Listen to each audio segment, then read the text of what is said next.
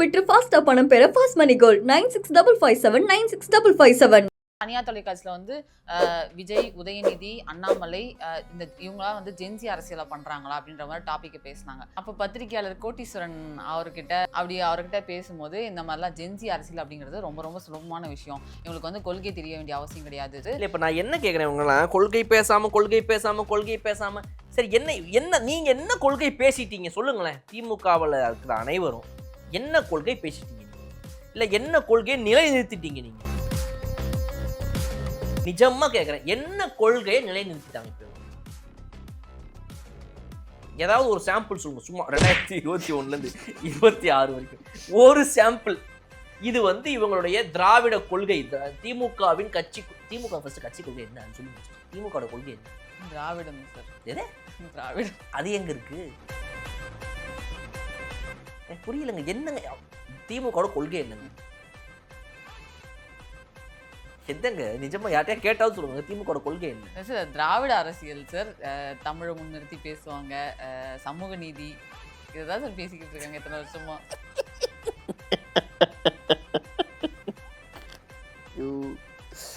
ஐயோ, ஒரு பைத்தியக்கார பைலட் அந்த மாட்டிக்கிட்டு படுற பாடு. சரி என்ன ரொம்ப திட்டவும் முடியல. ஒரு அளவுக்கு மேலே வேணால் வேறு ஏதாவது வார்த்தையை பேசி விட்டுருமோன்னு வேற பயமாக இருக்குது. இவங்ககிட்ட கொள்கை என்னதுன்னு தெரியல. இவங்க வந்து தாவேக்காவை பற்றி பேசுறதுக்கு எங்கேயுமே முகாந்திரம் கிடையாது, தராதரம் கிடையாது, தகுதி கிடையாது, ஒன்றுமே கிடையாது.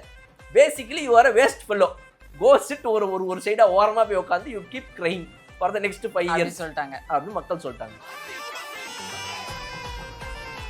ஜென்சி டிஎம்கே வந்து இப்போ அடுத்தடுத்து வீடியோஸ் போட ஸ்டார்ட் பண்ணிட்டாங்க. இதுக்கு முன்னாடி வந்தார் இல்லையா அன்பானந்தம் அப்படின்ற ஒருத்தர் வந்து பகிரமாக மன்னிப்பு கேட்டு சரணடைஞ்சாரு. அவர் எப்படி சொல்கிறாருன்னா, டிவிகேவோட விர்ச்சுவல் வாரியர்ஸை வந்து ஏஐ யூஸ் பண்ணி வந்து நிறைய பேர் அப்யூஸ் பண்ணுறாங்க. இதை வந்து முதல்வரும் கூட இருக்க அமைச்சர்களாக இருக்கட்டும், இல்லை காவல்துறையாக இருக்கட்டும், இதுக்கான நடவடிக்கை எடுக்கணும். நான் சாக்கடையில் இருக்கிறேன், நீயும் சாக்கடையில் வந்து உட்காந்தமா உன்னை காட்ட போகிறேன் நான் அப்படின்னு அந்த பாலிசி இது, ரைட்டுங்களா?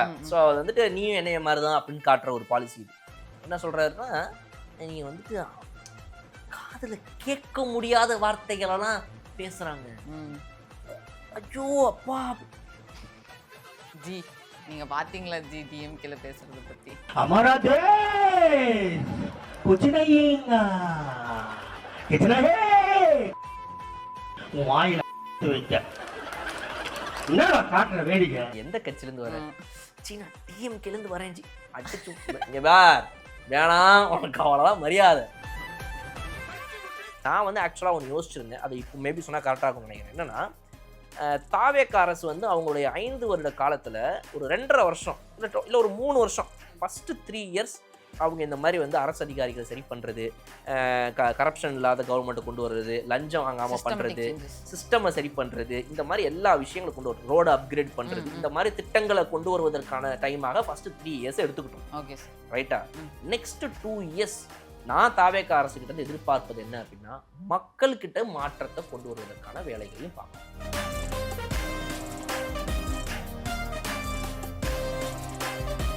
ஒரு ஆம்புலன்ஸுக்கு வழி விடுறதுக்கு 2007-08 சென்னையில் ஒரு நாள்னு ஒரு படம் வந்து பத்தலை இப்போ, ரைட்டுங்களா? கண்டிப்பா ஆம்புலன்ஸ் வருதுன்னா ஆம்புலன்ஸ் வருது வேகமாக அழுத்துறான். அப்போதான் இப்போ வேகமாக முன்னாடி போனா ஆம்புலன்ஸ் வேகமாக வந்துருமா?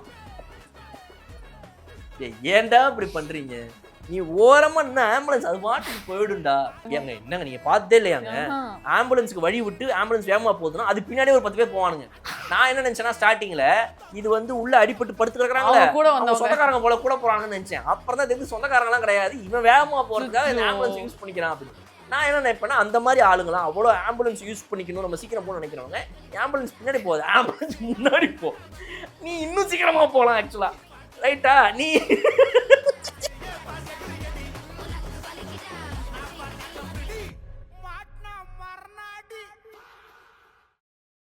தனியார் தொலைக்காட்சியில் வந்து ஜென்சி அரசியலுக்கான ஒரு விவாதமாக நிறைய நடந்துச்சு சார். ஏன் அப்படி நடந்துச்சுன்னா, அண்ணாமலை அவர்கள் வந்து பொள்ளாச்சியில் ஒரு மாநாடு நடத்தினார் சார். அதில் வந்து அவர் ஜென்சி லீடராக அவங்கள ப்ரொஜெக்ட் பண்ணி போதையில்லா தமிழ்நாடு அப்படின்னு சொல்லிட்டு ஒரு மாநாடு நடத்தினாங்க. நல்ல முன்னெடுப்பு மாதிரி தான் இருந்துச்சு. அது வந்து ஒரு கட்சி மாதிரியே தெரியல, ஒரு இயக்கம் மாதிரி தான் இருந்துச்சு. எல்லாம் ஐடி கார்டு போட்டு எல்லாம் வந்தாங்க, வாலண்டியர்ஸ்லாம் இருந்தாங்க. ஆக்சுவலி அது நல்ல ஒரு மாநாடு அதே போச்சு சொல்லலாம். ஸோ அது வந்த உடனே தனியார் தொலைக்காட்சியில் வந்து விஜய், உதயநிதி, அண்ணாமலை இந்த இவங்களாம் வந்து ஜென்சி அரசியலை பண்ணுறாங்களா அப்படின்ற மாதிரி டாப்பிக்கை பேசினாங்க.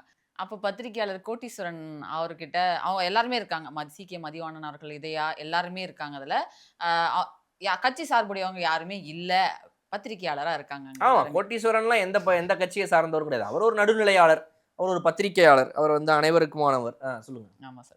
அப்படி அவர்கிட்ட பேசும்போது இந்த மாதிரிலாம் ஜென்சி அரசியல் அப்படிங்கிறது ரொம்ப ரொம்ப சுலபமான விஷயம். இவங்களுக்கு வந்து கொள்கை தெரிய வேண்டிய அவசியம் கிடையாது. சோஷியல் மீடியா, ட்விட்டர், இன்ஸ்டாகிராம் இந்த மாதிரி விஷயங்கள்ல இந்த மாதிரி இடத்துல போய் மாசா ஒரு விஜிஎம் போட்டு அந்த வைபுக்கு செட் ஆயிட்டாங்க அப்படின்னாலே அது ஒரு ஜென்சி அரசியல் ஆயிடுது.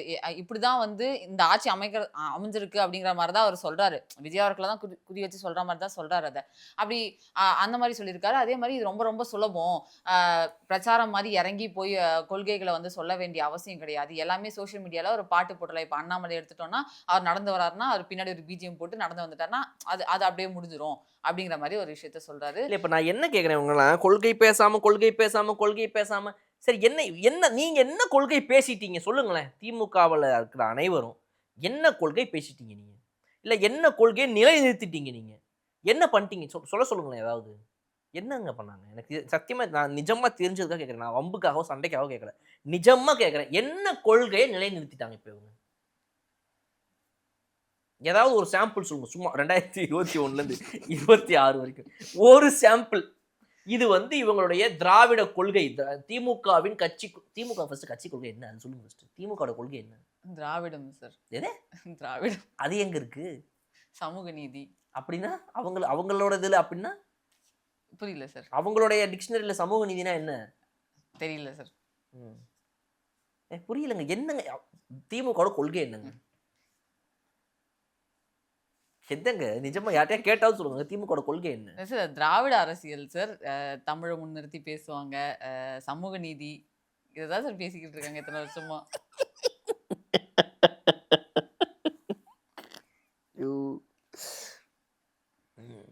சரி, அதாவது தமிழை முன்னிறுத்தி பேசுவாங்க, தமிழுக்கு முன்னுரிமை கொடுப்பாங்க. அது ஏன்னு நான் சொல்றேன். அந்த ஸ்டேட்டஸ் அவங்க வந்துடுறேன். அதை அது வந்து சொல்லிடுறேன். ஏன்னு சொல்லிடுறேன். ஏன் தமிழுக்கு அவங்க முன்னுரிமை கொடுப்பாங்க அப்படின்னா வந்துட்டு அது வந்து ஒரு ஸ்ட்ராட்டஜி. ஏன் அது ஒரு ஸ்ட்ராட்டஜி அப்படின்னா வந்துட்டு இங்க இருக்கிற எல்லாருக்குமே வந்து மொழி பற்று அதிகமா இருக்குது. எல்லா ஊர்ல இருக்கிறவனுக்கும் அவன் மொழி மீது ஒரு பற்று இருக்குது.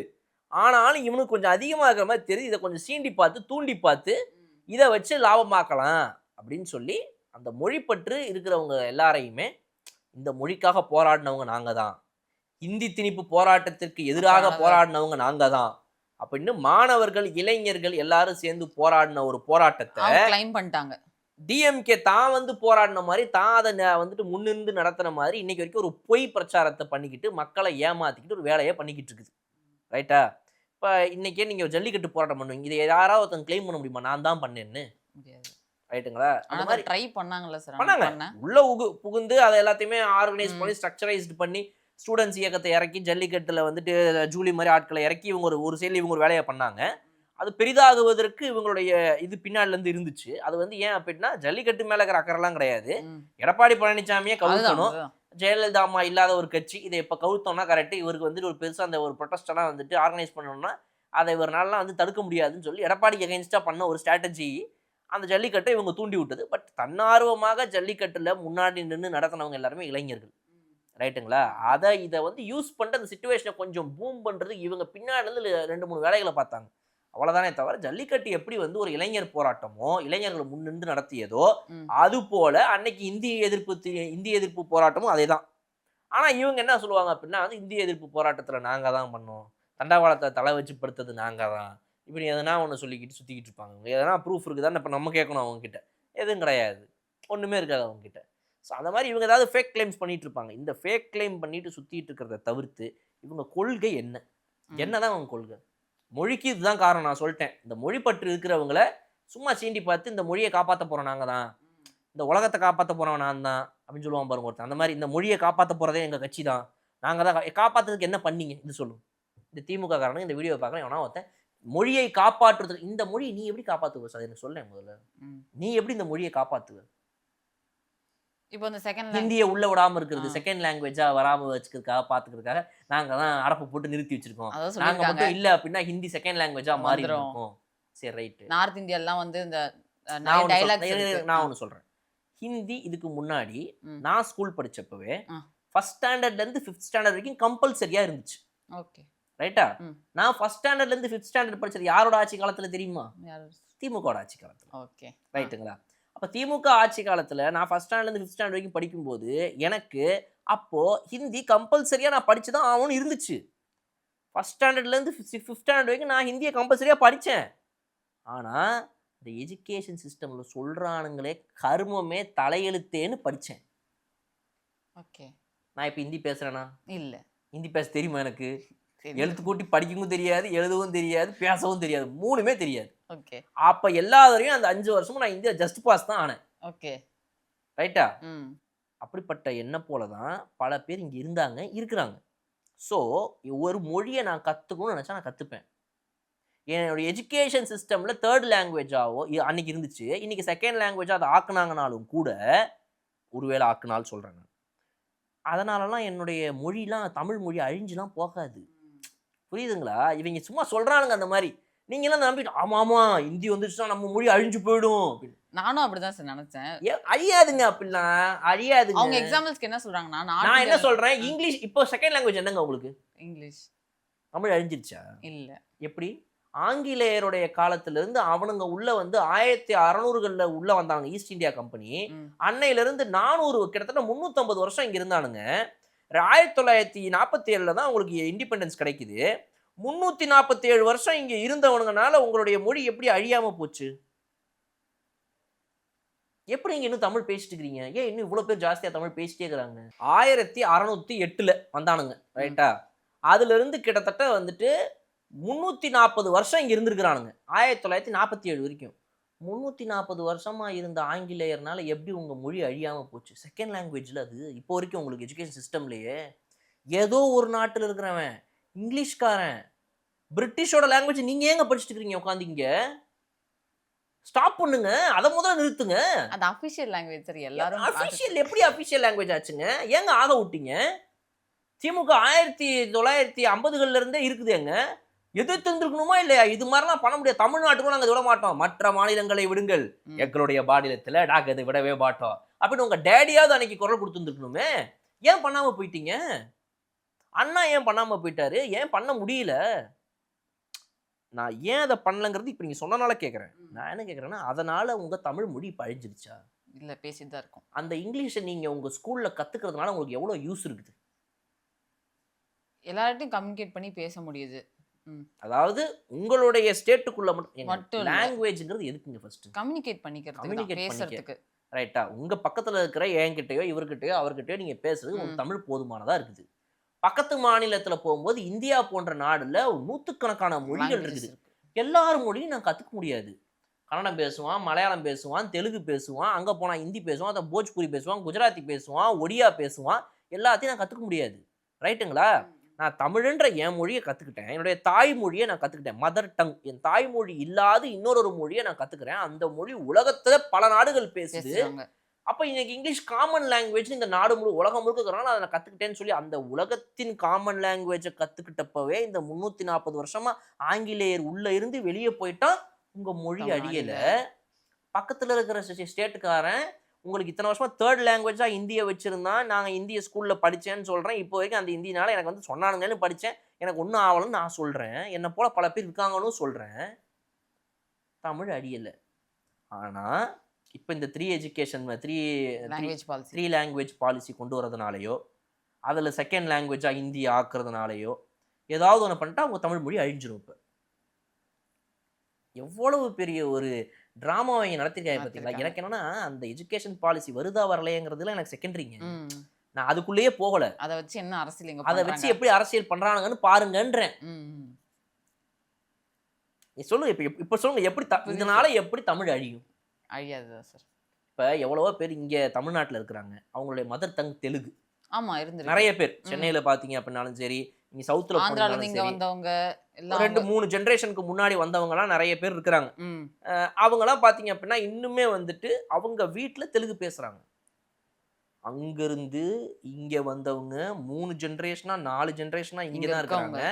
உங்ககிட்ட சூப்பரா தமிழ்ல பேசுவாங்க. அவங்க தெலுங்குன்னா உங்களால சொல்லவே முடியாது. அவங்க வீட்ல ஃபோன் பேசும்போது தான் தெரியும் அவங்க தெலுங்கா திடீர்னு என்னன்னு. பக்கத்துல உட்கார்ந்து தெலுங்கு பேசி, டேய் என்னடா பேசுற நீ? தெலுங்கு மச்சான் ஏன்டா? மதர் டங் தெலுங்கு அப்படின்னா உனக்கு இது தெலுங்குலாம் தெரியுமா? அப்படின்னு நம்ம கேட்போம். அந்த அளவுக்கு அழகா தமிழ்ல நம்மகிட்டயும் பேசுவான். தெலுங்குலயும் அவங்க வீட்டுல சூப்பரா பேசுவான். அவங்க வீட்டுல நீங்க பாத்தீங்கன்னா அவ்வளவு பேரும் வீட்டுல தெலுங்கு தான் பேசுவாங்க. அவங்க வீட்டுல தமிழ்லாம் பேசவே மாட்டாங்க. ஹிந்தி பேச மாட்டாங்க, இங்கிலீஷ் பேச மாட்டாங்க, எதுவும் பேச மாட்டாங்க. தெலுங்கு தான் பேசுவாங்க. அவங்க வந்து சென்னையில இருக்கக்கூடிய பெரிய ஹையான ஒரு சூப்பர் ஸ்கூல்லயே படிக்க வச்சிருந்தாலும் அவங்க பசங்களை வீட்டுக்கு வந்தா தெலுங்குல தான் பேசுவாங்க. ஸோ அப்படிலாம் அவங்க மொழியை அழிச்சிட முடியாதுங்க யாரும். இவங்க சும்மா டிராமா பண்ணி வச்சிருக்கிறானுங்க. இவனுங்களுக்கு அரசியல் பண்ணணும். இந்த மொழி நீங்க சொன்னீங்க, இந்த கொள்கையில மிகப்பெரிய விஷயம் இந்த மொழியை காப்பாற்றுவது திமுக. அதெல்லாம் ஒரு பின்பம். ஓகே ரைட்டா? நான் ஏற்கனவே உங்களுக்கு போன எபிசோட்ல சொன்னேன் WWE. ஆமாங்களா? அதுல இதுவும் ஒண்ணு. Okay okay. அவனுங்க வச்சிருந்த ஒவ்வொரு மேட்டர்ல இதுவும் ஒண்ணு. இந்த லேடர் எடுத்து அடிப்பானுங்க பாத்தீங்களா? அந்த லேடர் தான் இந்த லாங்குவேஜ். Okay okay. எல்லு ஞாபகம் வச்சுக்கோங்க. கரெக்டா அடுத்த தடவை நான் கேட்கும்போது கரெக்டா சொல்லணும். லேடர் இது லாங்குவேஜ். இந்த லேடர் எடுத்து போட்டு மேலே ஏறி இவன் ஏறுவான், அவன் ஏறுவான், அந்த பேகை தூக்க போவான், மணியை எடுக்க போவானுங்க. போகும்போது அந்த லேடரை எடுத்து திடீர்னு லேடரையே பிடிச்சி கீழே தள்ளி விடுவானுங்க. லேடர் எடுத்து மண்டையை உடைப்பானுங்க. அந்த லேடர் தான் லாங்குவேஜ். அதை வச்சு சும்மா ஆட்டம் காட்டுறது. ஓகே. இந்த உழுவுற மாதிரி இவனு அப்படின்னு உழுவானுங்க. யாருக்கும் எந்த அடியும் படாது. இந்த லேடர் ஒன்றுத்துக்கும் உதவாத லேடர். ரைட்டுங்களா? நமக்கு தமிழ் தான் அப்படின்றது நம்ம வீட்டில் முடிவு பண்ணிட்டோம். நான் முடிவு பண்ணிட்டேன், நீங்கள் முடிவு பண்ணிட்டீங்க. நம்ம தமிழில் தான் பேசுவோம். தமிழ் தான் நம்ம மொழி. இதில் யாருனாலையும் மாற்ற முடியாது. எஜுகேஷன் பாலிசினா எஜுகேஷன், அவ்வளோதான். அது எஜுகேஷன் தாண்டி வந்துட்டு இந்த நாட்டில் இருக்கும் அனைவரும் தினமும் 1/2 மணி நேரம் இந்தியில் பேச வேணும்னு ஒரு கவர்மெண்ட் சட்டம் போட முடியுமா? நீ கேட்டா இல்லை இதில் ஆரம்பித்து நாளைக்கு அதுக்கு கூட வரும் வாய்ப்புகள் இருக்கு அப்படின்னு சொன்னாங்க இந்த பைத்தியக்காரன். ரைட்டுங்களா? அதனால எஜுகேஷன் பாலிசியில் ஒரு புக்கில் வந்து வருதுன்னா அவ்வளோதான் அது பாலிசி. இதனாலலாம் அவங்க மொழி அழியாது. தயவுசெய்து இனிமேல் யாராவது போய் கேட்டால் சொல்லுங்க தெளிவாக. Okay sir. லேடரை சொல்லுங்க கரெக்டாக. கண்டிப்பாக. அப்புறம் வேற ஏதோ இன்னொன்று சொன்னீங்களேங்க, அவங்களுடைய கொள்கைகள் ஏதோ சமூக நீதி சார். சமூக நீதியெல்லாம் அடிச்சு மக்களே பொழந்துக்கிட்டு இருக்கிறாங்க. உங்கள் சமூக நீதிலாம் கிளியெல்லாம் நாங்கள் பார்த்துட்டோம் அப்படின்னு சொல்லி அதுக்கு திமுக ஒரு பதில் சொல்லுது. அதாவது வந்துட்டு நீங்கள் வந்து ஒரு 7 அமைச்சர்கள் 8 அமைச்சர்களை வச்சுட்டீங்கன்னா அதுக்கு பேர் சமூக நீதினு நினச்சிட்டு இருக்கிறீங்க. நீங்கள் அது கிடையாது சமூக நீதி. அப்புறம் எதுக்குங்க சமூக நீதி? உங்களுக்கு கூட்டணி கட்சியில் இருக்கிறவங்களுக்குலாம் ஸ்டூல் போடுறது, நீங்கள் சோஃபாவில் உட்கார்றது, அவங்களை கீழே உட்கார வைக்கிறது, அது சமூக நீதி. உட்காந்தாலும் பக்கத்தில் ஒரு சேர் தள்ளி உட்கார வைக்கிறது, அது சமூக நீதி. தெரியல, எனக்கு என்ன சொல்கிறாங்கன்னு தெரியல. இந்த மாதிரி 8 அமைச்சர்களை நீங்கள் போடுவதனால அது கிடையாது சமூக நீதி. பாமர மக்களுக்கு அப்படின்னு சொன்னா நீ எதுவும் பண்ணவும் மாட்ட, பண்றவனையும் குறை சொல்லின்னு இருப்ப, அழுன்னு அழுவ. டிஎம்கேக்கு சில விஷயங்களுக்குலாம் பதிலே சொல்லாம கெக்க பொக்கன்னு அவங்க கண்ணு முன்னாடி நின்று சிரிச்சிட்டீங்கன்னு வச்சுக்கோங்களேன், அதுலேயே நல்லா காண்டாயிருவாங்க. அதனால இந்த மேட்டரை நான் அப்படிதான் பாக்குறேன். சமூக நீதியெல்லாம் மக்கள் போட்டு தோச்சிட்டாங்க. நடுவில் ஏதோ திராவிடம்னு சொன்னீங்க, அது வந்து நான் இது வரைக்கும் கேட்டது நிஜமா சொல்றேங்க, தமிழ் தாய் வாழ்த்துல கேட்டிருக்கிறேன். அப்புறம் வந்து நம்மளுடைய இதுல கேட்டிருக்கிறேன், நேஷனல் ஆந்தம்ல. ரைட்டுங்களா? இவ்வளவுதான் நான் கேட்டிருக்கிறேன். மற்றபடி அது எங்க இருக்குதுன்னு எனக்கு இப்போ வரைக்கும் தெரியல. நானும் மேப்லலாம் எனக்கு கூகுள் மேப்ஸ்ல அடிக்கிறேன். நான் திராவிட நாடு அப்படின்னு அடிக்கிறேன். நான் அது அந்த நாடு எங்க தமிழ்நாடு தெரியும், திராவிட நாடு காக்கிநாடா கூட தெரியும் எனக்கு. திராவிட நாடு எங்கடா இருக்குது அப்படின்னு சொல்லிட்டு நானும் தேடுறேன், அது எங்கேயும் வரவே மாட்டேங்குது. நம்ம சதர்ன் ஸ்டேட்ஸ் நம்ம 4 பேரும் சேர்ந்தது தான் திராவிட நாடு அப்படின்றாங்க திமுக காரங்க. சேர்றான்னு சொல்லிட்டு பக்கத்து ஸ்டேட்டுக்கு போனேன் அன்றைக்கி ஒரு நாள், கேரளாவுக்கு போனோம். அப்போ ட்ரிப்பு. அப்போ சரி ஓகே, கேரளாக்காரங்க நமக்கு ரொம்ப க்ளோஸ், அவங்கள்ட்ட கேட்போம். ப்ரோ திராவிடியன்னா என்ன ப்ரோ? ப்ரோ தெரியாதா உங்களுக்கு? என்ன ப்ரோ உங்களுக்கு தெரியுமோ? ஓ செம்ம ப்ரோ, அது ஏன் ப்ரோ கேட்குறீங்க நீங்கள் அப்படின்னு ஆரம்பிக்க. நானும் சரி அவருக்கு ஏதோ ரொம்ப தெரிஞ்சிருக்கு போல இருக்குது, நம்ம தான் தப்பாக நினச்சிருக்கோம், எல்லா ஸ்டேட்டுக்குமே இந்த திராவிடியன் தெரிஞ்சிருக்கு போல. அவரு ப்ரோ நின்னாருன்னா அவர் அவுட்டே ஆக முடியாது ப்ரோ. நான் சொல்கிறேன் அவுட்டே ஆக மாட்டார் ப்ரோ, நின்று நேர்ப்பார் வால் ப்ரோ, ஒரு செவுரு அப்படின்றாங்க. செவுரா? எந்த செவுரு பழங்க, செவுரு கொஞ்சம்ன்றான். டேய் நீ யாரை பற்றி பேசிட்டுக்கிற அப்படின்னா, திராவிடானா திராவிடம் பாலுங்கண்ணா பேட்டுங்கண்ணா அப்படின்னு. ஓ இப்போ அவனுக்கு தெரிஞ்சது திராவிடு தான், திராவிடியன்னு இவங்க தான் ஏதோ சொல்லிட்டு இருக்காங்க. அதெல்லாம் யாருக்கும் தெரியாது. நீங்கள் கர்நாடகாவில் வேணா போய் யாராவது உங்கள் ஃப்ரெண்டு யாராவது ஃபோன் போட்டு bro we are all Dravidian friends bro அப்படின்னு சொல்லுங்க, செருப்பு பண்ணி அடிச்சு போன வச்சிருவான் டப்புன்னு, வேடா போன வழக்கண்ணே அப்படின்றான். அதனால வந்து இது இவங்களுக்கு கொள்கைங்கிறது இவங்ககிட்ட என்னங்கன்னே தெரியாது. இவங்க அடுத்தவங்ககிட்ட கொள்கையை கேட்டு ஜோக் அடிச்சுட்டு இருந்தாங்க. இவங்களே இப்போ ஜோக் ஆக்கி மக்கள் வெளியே உட்கார வச்சுட்டாங்க. ஏய் நீ அங்கே போய் உட்காரு, நான் உன்னை பார்த்து கொஞ்சம் சிரிக்கணும் அப்படின்னு சொல்லி இப்போ அவங்கள பார்த்து மக்கள் சிரிச்சுக்கிறாங்க. அதனால இவங்க கிட்ட கொள்கை என்ன இருக்குதுன்னு எனக்கு தெரியல. இவங்க வந்து தாவேக்காவை பற்றி பேசுறதுக்கு எங்கேயுமே முகாந்திரம் கிடையாது, தராதரம் கிடையாது, தகுதி கிடையாது, ஒண்ணுமே கிடையாது. Basically you are a waste fellow, go sit ஒரு சைடா ஓரமா போய் உட்காந்து you keep crying for the next 5 years சொல்லிட்டாங்க அப்படின்னு மக்கள் சொல்லிட்டாங்க. இப்போ ஜென்சி டிஎம்கே பண்றாங்கல்ல சார் நிறைய விஷயங்களை, அவங்களும் அழுகுறாங்களா? இல்ல ஜென்சி டிஎம்கே வந்து இப்போ அடுத்தடுத்து வீடியோஸ் போட ஸ்டார்ட் பண்ணிட்டாங்க. ஆல்ரெடி அடிச்சிட்டு இருக்காங்க ட்விட்டரில். நீங்கள் திருப்பி இந்த மாதிரிலாம் வீடியோ போட்டிங்கன்னா ஏதாவது நடவடிக்கை எடுத்து திருப்பி உள்ளே வச்சிட போகிறாங்க, ஒழுங்காக பார்த்து பேசுங்க வீடியோவில் அப்படின்ற மாதிரி. ஏன்னா இதுக்கு முன்னாடி வந்தார் இல்லையா அன்பானந்தம் அப்படின்ற ஒருத்தர் வந்து பகிரமா மன்னிப்பு கேட்டு சரணடைஞ்சாரு. அவரே தான் அவரும் அவங்க வந்து அவர் எப்படி சொல்றாருன்னா டிவிகேவோட விர்ச்சுவல் வாரியர்ஸை வந்து ஏஐ யூஸ் பண்ணி வந்து நிறைய பேர் அபியூஸ் பண்றாங்க. இதை வந்து முதல்வரும் கூட இருக்க அமைச்சர்களா இருக்கட்டும் இல்லை காவல்துறையா இருக்கட்டும் இதுக்கான நடவடிக்கை எடுக்கணும். நாங்க இந்த மாதிரி பண்ணியிருந்தா நீங்க எங்களை சும்மா விட்டுருப்பீங்களா? ஒரே ஒரு தடவை இந்த மாதிரி நீங்க பண்ணிருந்தீங்கன்னா நாங்க பண்ணிருந்தோம் கூப்பிடுறாரு. ஒரு மாதிரி இருக்குது விட்டுருங்க. அதாவது இப்போ என்ன சொல்ல வர்றேன்னா நான் ஆரம்பத்துல சொன்னதுதான், நான் சாக்கடையில இருக்கிறேன், நீயும் சாக்கடையில வந்து உட்காந்தமா உன்னை காட்ட போறேன் நானு அப்படின்னு அந்த பாலிசி இது, ரைட்டுங்களா? ஸோ அது வந்துட்டு நீயும் என்னைய மாதிரிதான் அப்படின்னு காட்டுற ஒரு பாலிசி இது. என்ன சொல்றாருன்னா நீங்க வந்துட்டு காதுல கேட்க முடியாத வார்த்தைகளெல்லாம் பேசுறாங்க. ஐயோ அப்பா ஜி நீங்க பாத்தீங்களா ஜி டிஎம்கேல பேசுறத பத்தி? நீ எந்த கட்சியில இருந்து வர? நான் டிஎம்கேல இருந்து வரேன் ஜி. அடிச்சு வேணாம் உனக்கு அவ்வளவுதான் மரியாதை. சிவாஜி கிருஷ்ணமூர்த்தியும் லியோனிக்கு ஒரு வீடியோ வேற இருக்குது இன்னைக்கு வரேன். லியோனியும் பல பேர் இருக்கிற ஆர்எஸ் பாரதி இருக்கிற இவர் அது யாராவது பொன்முடி இருக்கிற கட்சியில இருந்து வந்துட்டு நீங்கெல்லாம் பேசலாமா பாஸ்? ஆராசா கூட்டணி கட்சியில இருந்தவரை பத்தி என்ன பேச்சு பேசினாரு? உங்களுக்கு வந்து கல்யாணத்துக்கு ஒருத்தங்க பிள்ளை பெத்துக்கிறதுக்கு வந்து இன்னொருத்தங்களான்னு கேட்ட கேவலமான ஒரு ட்வீட்டை போட்டு டெலீட் பண்ணப்பட்டுச்சு அன்னைக்கு. திருமாவளவன் அவர்களுடைய கட்சியை பத்தி பேசினாரு. அவ்வளவு கேவலமான அரசியலை பேசக்கூடிய திமுகலேருந்து வந்துட்டு நீங்கெல்லாம் வந்து தாவேக்கால இருக்கிறவங்க வந்து வெர்ச்சுவல் அபியூசர்ஸ் தான். இது என்னன்னா சார் நாளுக்கு நாள் எப்படி ஆகுதுன்னா ஜென்சி டிஎம்கேல இருக்காங்கள வந்து அது டிஎம்கேல இருக்கிற பழைய ஆட்கள் இருக்காங்க இல்லையா, 30 வருஷமா 40 வருஷமா டிஎம்கேவே இருப்பாங்க இல்லையா, அவங்களே திட்ட ஆரம்பிக்கிறாங்க. தம்பி இதெல்லாம் தேவையில்லாத வேலைப்பா நீங்க பண்றது, நாங்களே இப்போ ரொம்ப கஷ்டப்பட்டு ஓரமா உட்காந்துருக்கோம், நீங்க என்னப்பா இப்படி பண்றீங்க, உங்களுக்குலாம் தெரியல தம்பி கொள்குனா நீங்க ஒரு ஃபேஸ் ஆஃப் டிஎம்கேவா இருக்கிறதுல ரொம்ப நல்லா இல்ல தம்பி, தயவு செஞ்சு அமைதியா இருங்கப்பா.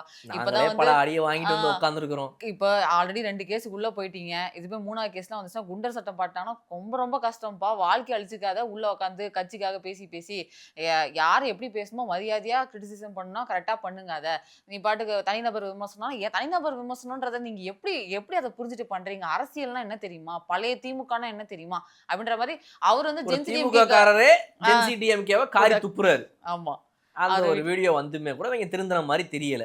இன்னுமே வந்து மீட்டப்புங்கிற பேர்ல ஒன்று போட்டுக்கிட்டு இந்த கொழாடியில உட்காந்து பேசுவாங்க, அந்த மாதிரி ஒரு கேவலமான பேச்சுக்களெல்லாம் இன்னும் பேசிக்கிட்டு அசிங்கமா இவங்க வந்து எடுத்துட்டு போயிட்டு இருக்காங்க. பட் நான் என்ன சொல்றேங்க, பண்ணட்டும்ன்றேன். நான் இதை பண்ணட்டும், இந்த மக்கள் இதை ரசிக்க மாட்டாங்க, இந்த மக்களுக்கு அது பிடிக்காது, மக்கள் வந்து காரி உமிழ்வார்கள் இந்த மாதிரி பேசுறவங்களுடைய முகத்துல.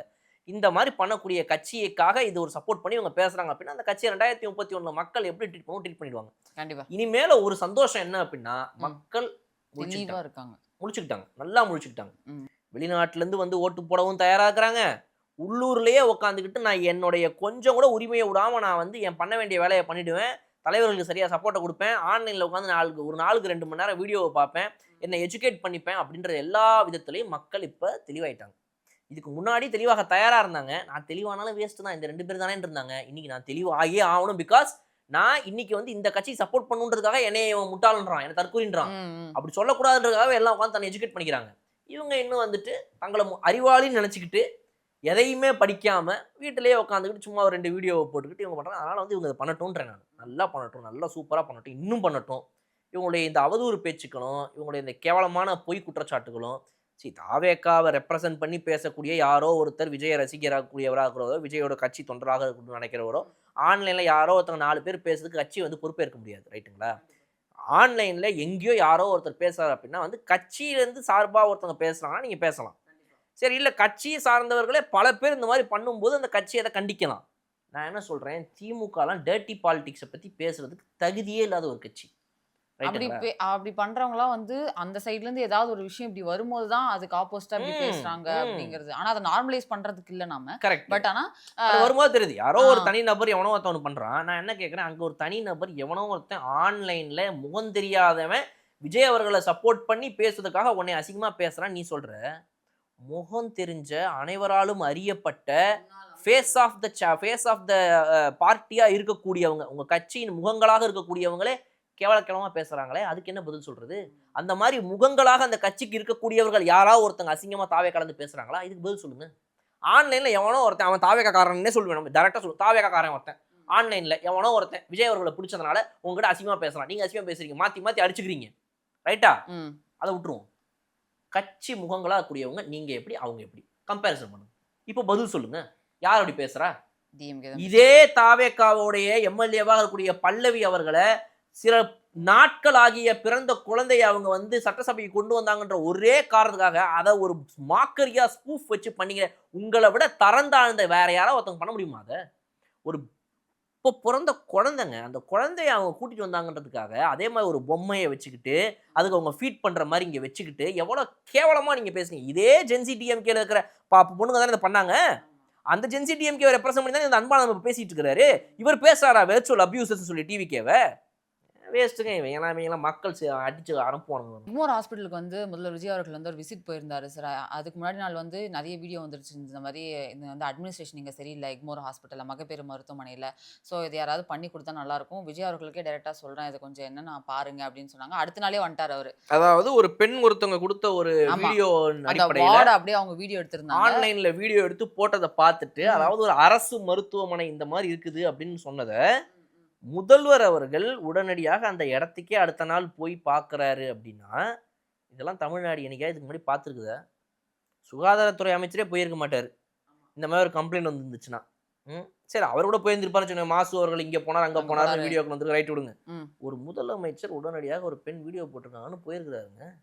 போய் அதனால தான் போன வாரம் அந்த இன்ஸ்பெக்ஷன் நடந்துருந்துருக்கு. இது நிறைய பேர் வந்து அவர் திடீர் போனார், திடீர் ஆய்வுன்றாங்க.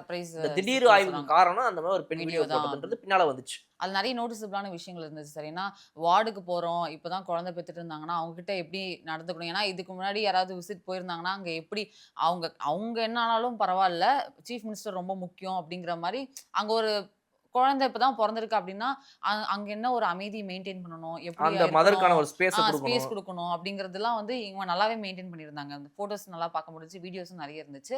அதே மாதிரி அவங்க குழந்தைங்களை தூக்கி பார்க்கறதா இருக்கட்டும், அவர் தொடறதுக்கே வந்து இது பண்ணாரு, இப்பதான் பிறந்த குழந்தை அப்படிங்கிற மாதிரி ரொம்ப சென்சிட்டிவா ஃபீல் பண்ணாரு. ஆனா அவங்களாம் கொடுத்தாங்க, அவங்க நல்லா பேசினாங்க, ஏதாவது பிரச்சனை இருந்தா சொல்லுங்கன்னு அந்த மாதிரி நிறைய வீடியோஸ் பார்க்க முடிஞ்சிச்சு. அதுக்கப்புறமா அங்கே இருக்க டாக்டர்ஸ்கிட்ட பேசும்போது ஒரு விஷயம் நோட் பண்ணி ஒருத்தர் இன்ஸ்டாகிராமில் போட்டிருந்தாரு சார். அந்த டாக்டர், அதாவது உயர் அதிகாரி டாக்டர் இருப்பாங்க இல்லையா, அவங்க வந்து ஆப்போசிட்டில் உட்காந்துட்டு இருக்காங்க. சீஃப் மெடிக்கல் ஆஃபீஸர் அந்த மாதிரி மெடிக்கல் ஆஃபீஸராக தான் இருப்பாங்க. எப்படி அவங்க உட்காந்துருக்காங்க. இவர் வந்து பேஷண்ட்ஸாக மக்களாக உட்கார இடத்துல விஜய் அவர்கள் உட்காந்து பேசினது வந்து ரொம்ப அப்ரிஷியபிளான ஒரு விஷயம். நான் உன்னை அதிகாரம் பண்ண வரல, நான் உன்னை இங்கே கேள்வி கேட்க வரல, என் மக்களுக்கு இந்த மாதிரி ஒரு பிரச்சனை இருக்குது, ஸோ அதை தீர்த்து கொடுங்க, ஒரு ரெக்வஸ்டாவோ அந்த மாதிரி ஒரு இடத்துல தான் வந்து விஜய் அவர்கள் நின்று பேசுறாரு. இது வந்து ரொம்ப ஒரு வரலாற்று புகைப்படம் அப்படிங்கிற மாதிரி அந்த போட்டோ வந்து போட்டிருந்தாரு அவர். ஆமா, இப்போ அதே வந்து ஒரு சிஎம் இதுக்கு முன்னாடி அங்கே போறாரு அப்படின்னா, ஒரு கவர்மெண்ட் ஆஃபீஸுக்கு, ஒரு கவர்மெண்ட் ஹாஸ்பிட்டலுக்கு எங்கே போனாலுமே அங்கே இருக்கிற அந்த மெயின் சேர் யாரோ அந்த சேர்ல போய், ஐயா நீங்க இருக்கும்போது நான் எப்படி அங்கே உட்கார முடியும் அப்படின்னு அவங்க சொல்றதும், அவங்கள அப்படியா சரி ரைட்டு எதுக்கு விடுங்க விடுங்க அப்படின்னு சொல்லிட்டு வரையா போயிடுவாங்க. போயிட்டு அங்கே போய் உட்காருவார் அந்த சீட்டில், அந்த கலெக்டர்னா கலெக்டரோட சீட்டில், எல்லாரோட அந்த சீட்டில் போய் இவங்க உட்காருவாங்க. ஆப்போசிட்டில் தான் வந்துட்டு இந்த மாதிரி தலைவர்களுக்காக அந்த அந்த ஆட்சியரோ யாரோ ஒருத்தவங்க இங்கே வந்து உட்காந்துருப்பாங்க. பட் ஆனால் இல்லை நின்றுட்டு பேசிட்டு இருப்பாங்க.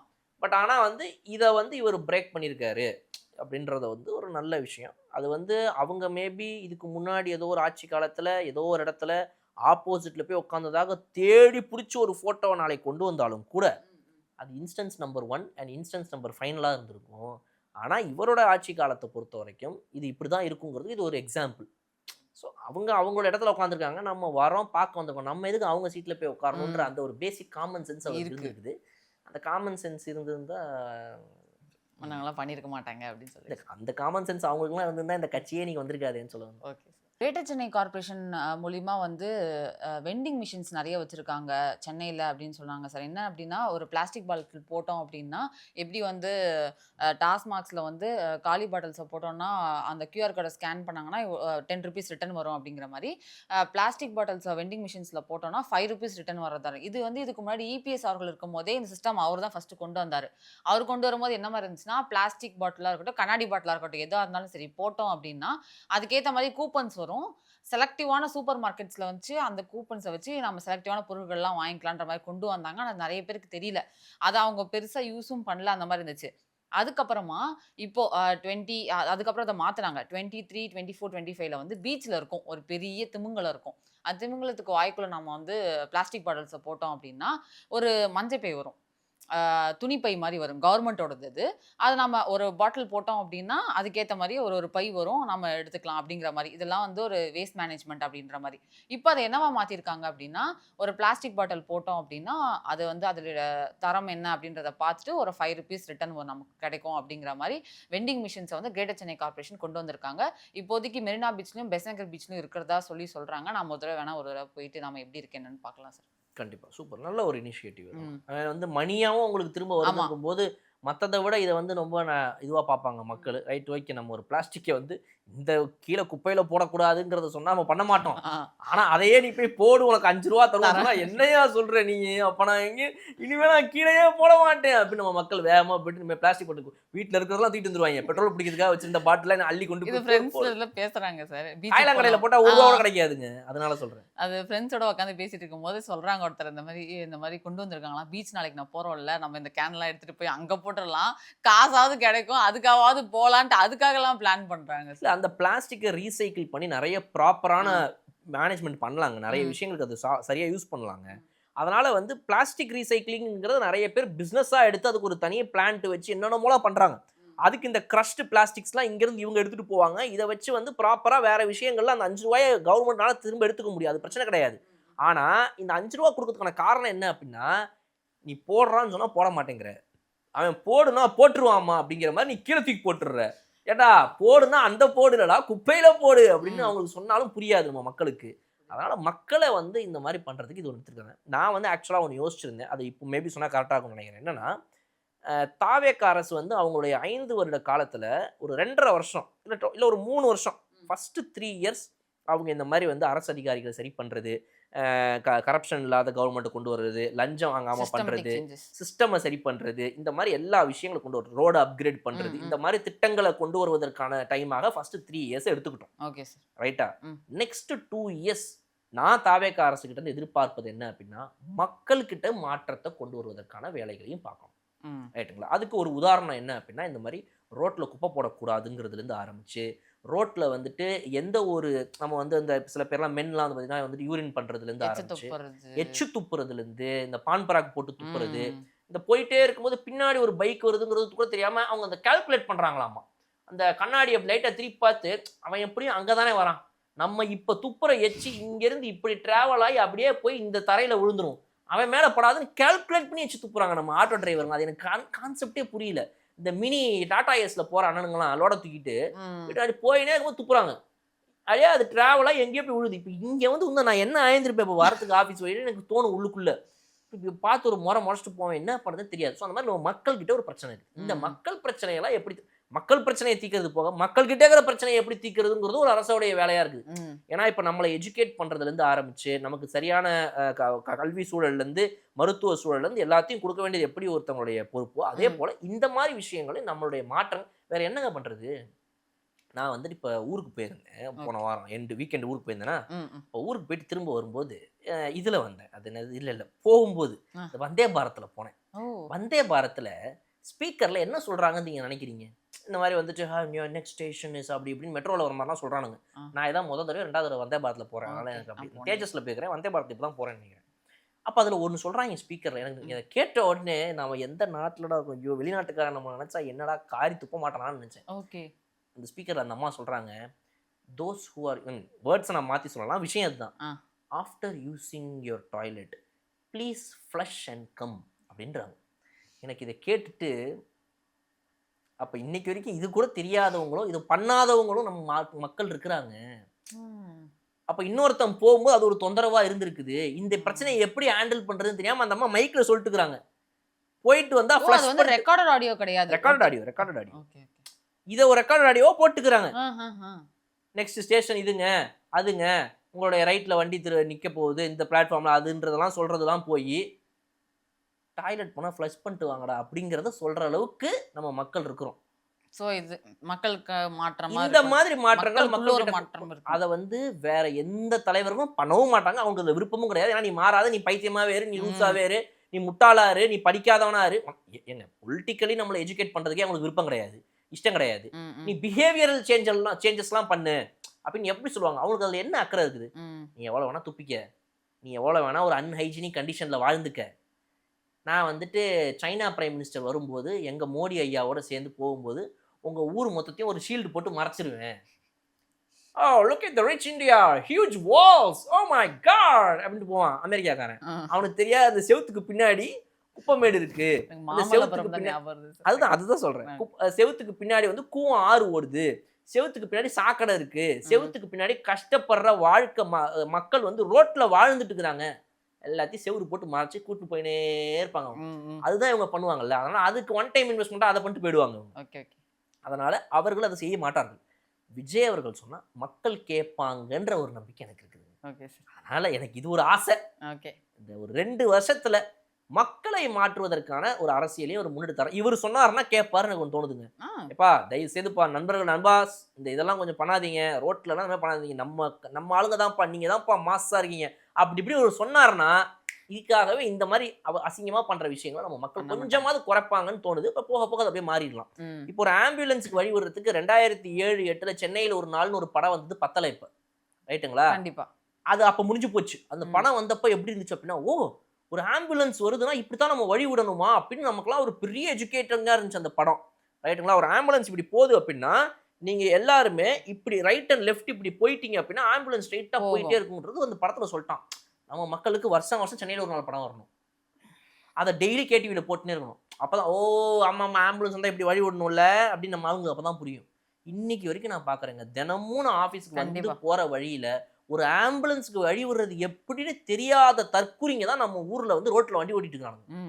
அப்ப இந்த மக்கள் கிட்ட மாற்றங்கள் தேவைப்படும். கண்டிப்பா ஆம்புலன்ஸ் வருதுன்னா ஆம்புலன்ஸ் வருது வேகமா அழுத்துறான், அப்பதான் இவன் வேகமா முன்னாடி போனா ஆம்புலன்ஸ் வேகமா வந்துருமா. ஏன்டா இப்படி பண்றீங்க? நீ ஓரமா நின்னா ஆம்புலன்ஸ் அது பாட்டுக்கு போயிடும்டா. நான் என்னைக்குமே ஆம்புலன்ஸ் வந்துச்சு அப்படின்னா லைட்டா ஒரு தடவை கவனிப்பேன், இங்க ஒரு வண்டி இருக்கு, இங்க ஒரு வண்டி. இப்போ இதுல நம்ம என்ன பண்ணா நம்மளை தாண்டி இந்த ஆம்புலன்ஸ் வேகமா போ ஒரு யூஸ் இருக்கும். இப்போ ஓரம் கட்டணும்னா டப்புன்னு வளைச்சு ஓரம் கட்டிடுவேன், இல்லைன்னா இங்க புகுந்து இப்படி திருப்பி நிப்பாட்டிடுவேன். நிப்பாட்டி ஓரமா நான் நிப்பாட்டேன்னா அந்த ஆம்புலன்ஸ் என்ன தாண்டி ஒரு 10 வண்டி தாண்டி போனதுக்கு அப்புறம் தான் நான் அங்கிருந்து நவுருவேன். என் பின்னாடி நிக்கிறவங்க ஹோல்ட் பண்ணி நிறுத்தி வச்சிடுவேன். அவன் ஹார்ன் அடிச்சு ஆவனா இவனை திட்டி நிற்பானுங்க. ஏன்னா இவர் என்னன்னா இப்ப ஆம்புலன்ஸ் வேகமா போகுதுல, இந்த ஆம்புலன்ஸ் பின்னாடி போயிட்டா நம்மளும் சீக்கிரம் போயிடலாம்ல அப்படின்னு. இந்த ஆம்புலன்ஸ் பின்னாடியே போனாலும் நீ சீக்கிரம் போகலாம் யோசிக்கிறாங்களா? என்னங்க நீங்க பார்த்தே இல்லையாங்க? ஆம்புலன்ஸ்க்கு வழி விட்டு ஆம்புலன்ஸ் வேகமா போகுதுன்னா அது பின்னாடியே ஒரு 10 பேர் போவானுங்க. நான் என்ன நினைச்சேன்னா ஸ்டார்டிங்ல இது வந்து உள்ள அடிபட்டு படுத்து கிடக்குறாங்களே சொந்தக்காரங்க போல கூட போறாங்கன்னு நினைச்சேன். அப்புறம் தான் தெரிஞ்சு சொந்தக்காரங்க எல்லாம் கிடையாது, இவன் வேகமா போறதுக்காக இந்த ஆம்புலன்ஸ் யூஸ் பண்ணிக்கிறான் அப்படின்னு. நான் என்ன நினைப்பேன்னா அந்த மாதிரி ஆளுங்களாம் அவ்வளோ ஆம்புலன்ஸ் யூஸ் பண்ணிக்கணும், நம்ம சீக்கிரம் போகணும்னு நினைக்கிறவங்க ஆம்புலன்ஸ் பின்னாடி போகுது, ஆம்புலன்ஸ் முன்னாடி போ, நீ இன்னும் சீக்கிரமா போகலாம் ஆக்சுவலா ரைட்டா? நீ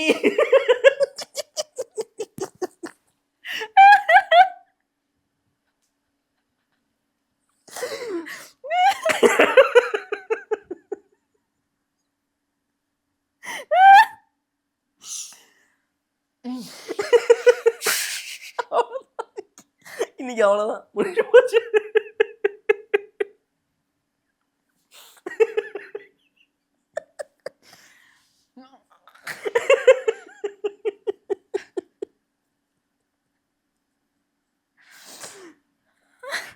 சரிங்களா? அதனால இந்த மாதிரி மக்கள்கிட்ட நிறைய பிரச்சனை இருக்குது. இதெல்லாம் கொஞ்சம் சரி பண்ணணும். ஒரு வெள்ளைக்காரன் எவனாவது ஒருத்தன் வெளிநாட்டுல இருந்து வந்தான்னா என்ன கன்றாவிடா பண்ணி வச்சிருக்கீங்க, என்னடா இது ஊரு அப்படின்னு காரி துப்பிட்டு போறான். நம்மளை பார்த்து நம்மளே ஏற்கனவே துப்பி வச்சிருக்கிறோம், அவன் எல்லாத்தையும் பார்த்துட்டு அவன் வேற ஒருத்தர் துப்பிட்டு போயிடுறான். அதனால இந்த மாதிரி அந்த வெளிநாட்டு ஆளுங்களுக்கு முன்னாடியாவது மரியாதையா நம்ம இருக்கணும். நம்ம கொஞ்சம் ஓரளவுக்கு இப்ப ஏற்கனவே ஒரு சிங்கப்பூர் வந்துருச்சு நம்ம தமிழ்நாட்டுல. ஆமா சார் பாத்துட்டோம் ரைட்டா? இப்ப அந்த சிங்கப்பூர் மாதிரியே வந்து நிறைய சிங்கப்பூர்கள் மாறணும் அப்படின்னா, ஏன்னா குளத்தூர்ல யாரும் எச்சு துப்புறது கிடையாது. குளத்தூர்ல யாரும் பாத்தீங்க அப்படின்னா வந்து இந்த மாதிரி எந்த சாக்கடைலாம் ஓடுறதே கிடையாது. ஏங்க தண்ணியே இருக்காது குளத்தூர்ல, அப்ப இங்க சாக்கடை ஒரு மனுஷங்களே இல்லைங்க அங்க. காலி ரோடு மட்டும் தான் இருக்குது, அங்க மனுஷன் இருந்தா தானே சாக்கடை இருக்கும் ரைட்டுங்களா? அங்க அதான் வந்து சிங்கப்பூர் வந்து ரொம்ப சூப்பரா இருக்கு. அந்த மாதிரி வந்து குளத்தூர் மாதிரி பல சிங்கப்பூர்கள் வரணும் அப்படின்னா குளத்தூர் எப்படி அவர் வந்து ஸ்டாலின் அவர்கள் வந்துட்டு மாற்றி வச்சிருக்காங்க அந்த மாதிரி விஜய் அவர்கள்ட்ட வந்து சிஎம்கிட்ட ஒரு கோரிக்கை தான். ஓகே மக்களுக்கான இந்த ஒரு சில விஷயங்கள் இவர் சொன்னாருன்னா மக்கள் மாத்திப்பாங்க. மாற்றிப்பாங்க அப்படின்னு தோணுது. ஸோ இதையுமே இந்த நேரத்தில் நான் சொல்லிக்கிறேன். சார் வேறு சில முக்கியமான விஷயங்களை அடுத்தடுத்து டிஸ்கஸ் பண்ணலாம் சார். தேங்க்யூ. தேங்க்யூ.